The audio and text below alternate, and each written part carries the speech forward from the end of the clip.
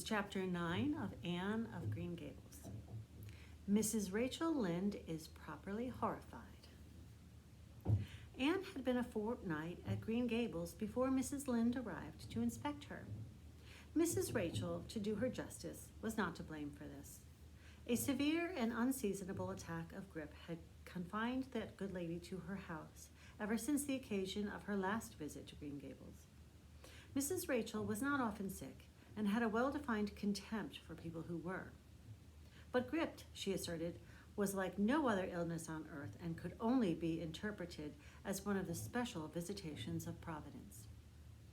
As soon as her doctor allowed her to put foot out of doors, she hurried up to Green Gables, bursting with curiosity to see Matthew and Marilla's orphan, concerning whom all sorts of stories and suppositions had gone abroad in Avonlea. Anne had made good use of every waking moment of that fortnight. Already she was acquainted with every tree and shrub about the place. She had discovered that a lane opened out below the apple orchard and ran up through a belt of woodland, and she had explored it to its furthest end in all its delicious vagaries of brook and bridge, fir coppice and wild cherry arch, corners thick with fern, and branching byways of maple and mountain ash. She had made friends with the spring down in the hollow, that wonderful, deep, clear, ice-cold spring.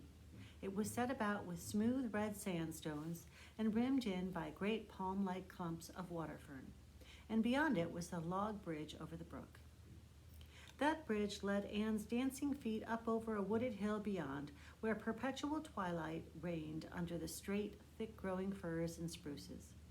The only flowers there were myriads of delicate June bells, those shyest and sweetest of woodland blooms, and a few pale, aerial starflowers, like the spirits of last year's blossoms. Gossamers glittered like threads of silver among the trees, and the fir boughs and tassels seemed to utter friendly speech. All these raptured voyages of exploration were made in the odd half-hours which she was allowed for play, and Anne talked Matthew and Marilla half deaf over her discoveries. Not that Matthew complained, to be sure. He listened to all of it with a wordless smile of enjoyment on his face.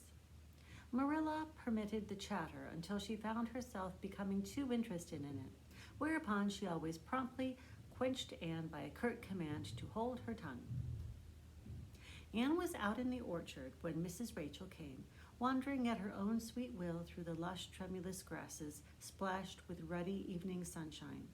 So that good lady had an excellent chance to talk her illness fully over, describing every ache and pulse beat with such evident enjoyment that Marilla thought even grippe must bring its compensations.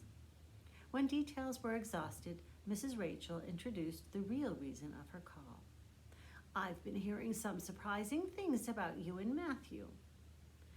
"I don't suppose you are any more surprised than I am myself," said Marilla. "I am getting over my surprise now." "It was too bad there was such a mistake," said Mrs. Rachel sympathetically. "Couldn't you have sent her back?" "I suppose we could, but we decided not to. Matthew took a fancy to her, and I must say I like her myself, although I admit she has her faults.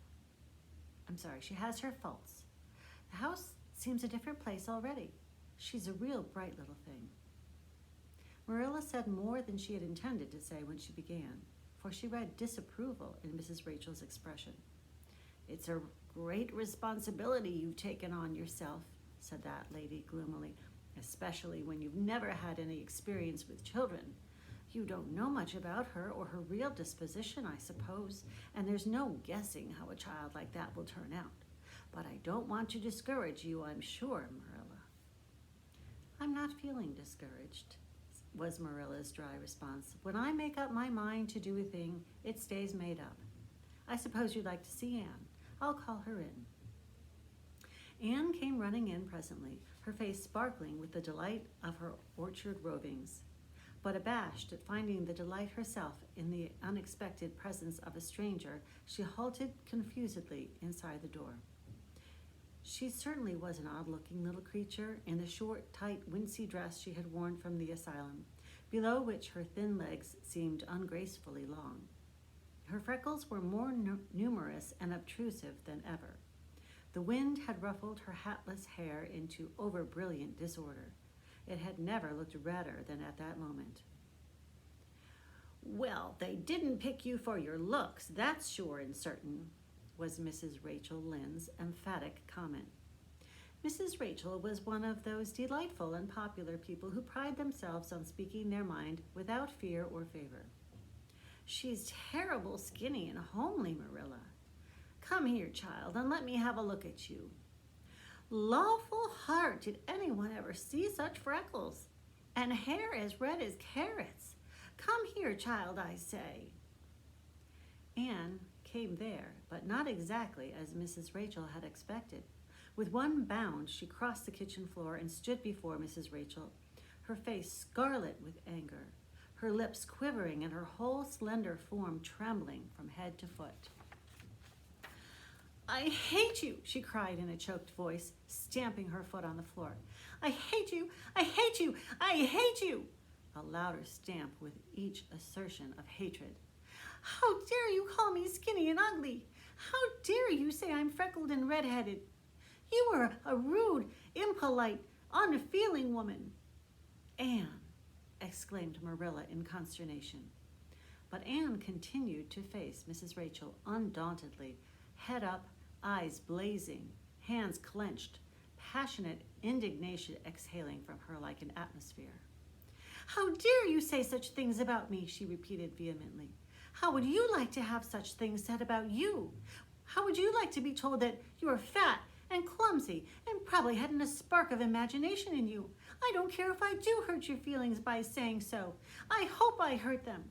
You have hurt mine worse than they ever were hurt before even by Mrs. Thomas's intoxicated husband. And I'll never forgive you for it. Never, never. Stamp, stamp." "Did anyone ever see such a temper?" exclaimed the horrified Mrs. Rachel. "Anne, go to your room and stay there until I come up," said Marilla, recovering her powers of speech with difficulty.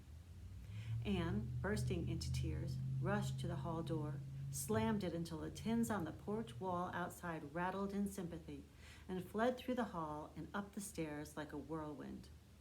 A subdued slam above told that the door of the east gable had been shut with equal vehemence. "Well, I don't envy your job of bringing that up, Marilla," said Mrs. Rachel with unspeakable solemnity.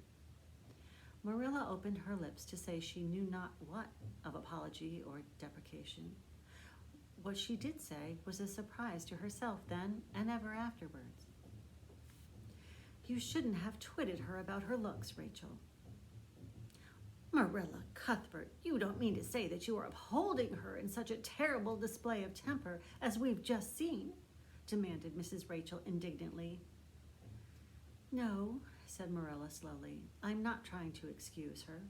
She's been very naughty, and I'll have to give her a talking to about it. But we must make allowances for her. She's never been taught what is right. And you were too hard on her, Rachel."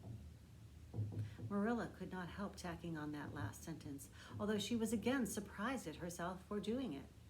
Mrs. Rachel got up with an air of offended dignity. "Well, I see I'll have to be very careful what I say after this, Marilla, since the fine feelings of orphans, brought from goodness knows where, have to be considered before anything else. Oh no, I'm not vexed. Don't worry yourself. I'm too sorry for you to leave any room for anger in my mind. You'll have your own troubles with that child. But if you'll take my advice, which I suppose you won't do, although I've brought up 10 children and buried 2, you'll do that talking to you mentioned with a fair-sized birch switch. I should think that would be the most effective language for that kind of a child. Her temper matches her hair, I guess. Well, good evening, Marilla. I hope you'll come down to see me often as usual, but you can't expect me to visit here again in a hurry if I'm liable to be flown at and insulted in such a fashion. It's something new in my experience."